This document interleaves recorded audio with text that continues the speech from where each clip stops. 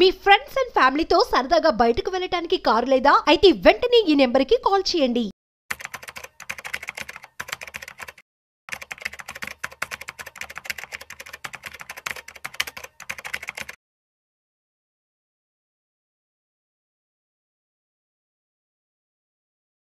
Sir Ramachandramurthy గారు నమస్తే sir. నమస్తే విష్ణు గారు. సార్ రామచంద్రమూర్తి గారు, ఈ 2025లో మరి డివిడెండ్స్ ఇచ్చే కంపెనీస్ ఏమున్నాయి అండ్ త్వరలో ఏ కంపెనీలు డివిడెండ్స్ అనౌన్స్ చేయబోతున్నాయి పెట్టుబడిదారులకి? యాక్చువల్గా సార్ ఇప్పుడు షేర్ ప్రైస్ ఎలా ఉన్నా కానీ ఎవ్రీ కంపెనీ వచ్చి 3 monthsకి ఒకసారి వాళ్ళ యొక్క సేల్స్ పర్ఫార్మెన్స్ అవి డిస్క్లోజ్ చేయాలి. అవి ఎప్పటికప్పుడు ఇప్పుడు జనవరిలో రిజల్ట్స్ వస్తుంటాయి. అంటే ఎవ్రీ 3 months ప్రతి క్వార్టర్ అంటుంది దాన్ని 4 quarters ఉంటాయి ఒక ఇయర్లో. సో టాప్ 200 కంపెనీస్ జనరల్గా ప్రతిసారి డివిడెండ్ ఇస్తుంటాయి ఎవ్రీ క్వార్టర్కి.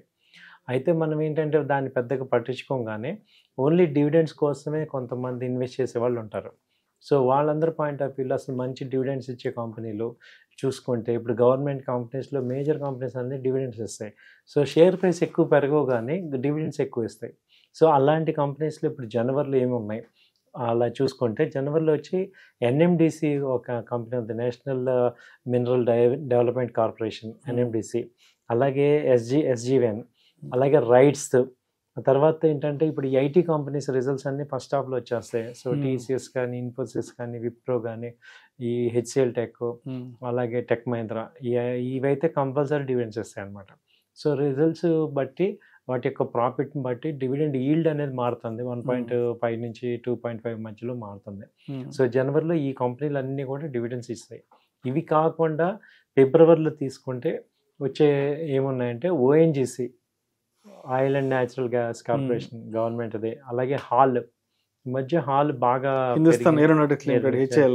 మంచి ఆర్డర్ బుక్ ఉంది, తర్వాత మంచి ఉంది కాబట్టి ఎక్కువ ప్రాఫిట్స్ వచ్చి ఉంటాయి ఈసారి. సో హాల్కి మంచి డివిడెండ్స్ ఇస్తారు.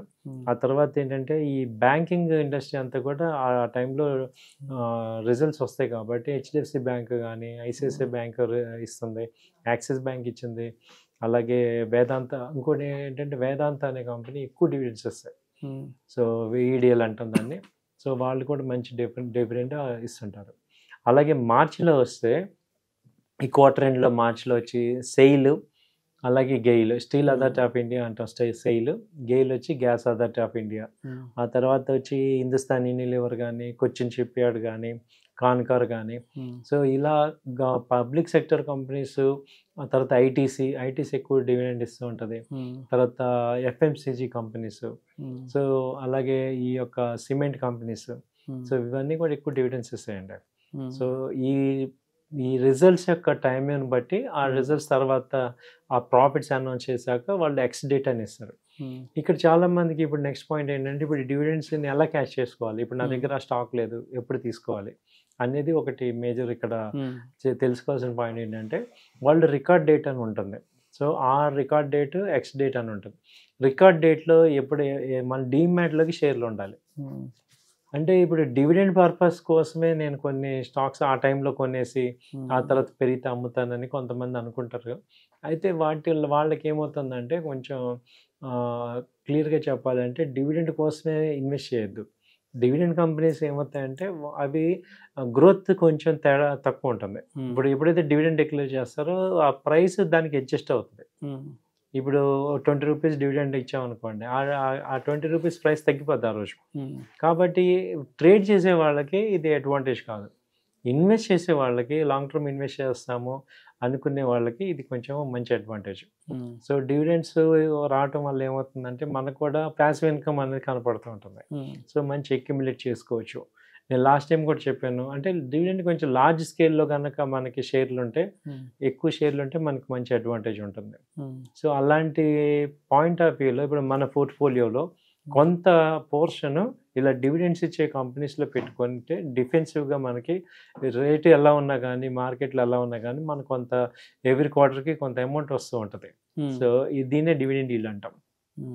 సో ఇలాంటి కంపెనీస్లో కూడా సజెస్ట్ చేయొచ్చు. ఇప్పుడు ఇది ఇంకా ఎవరికి బెస్ట్ అంటే ఇప్పుడు బాగా రిటైర్ అయిపోయారు, ఒక 65 years 70 years ఉన్నాడు అనుకోండి, వాళ్ళకి ఇలాంటి డిఫెన్సివ్ కంపెనీస్లో ఇన్వెస్ట్ చేసుకోవటం వల్ల పోర్ట్ఫోలియో స్టేబుల్ ఉంటుంది, కొంచెం ఇన్కమ్ వస్తూ ఉంటుంది. మీకు ఎగ్జాంపుల్ చెప్పాలంటే సౌత్ ఇండియా బ్యాంక్ ఉంది. సౌత్ ఇండియా బ్యాంక్ అది ఎవ్రీ క్వార్టర్కి ₹1 డివిడెండ్ ఇస్తుంది. రూపాయి.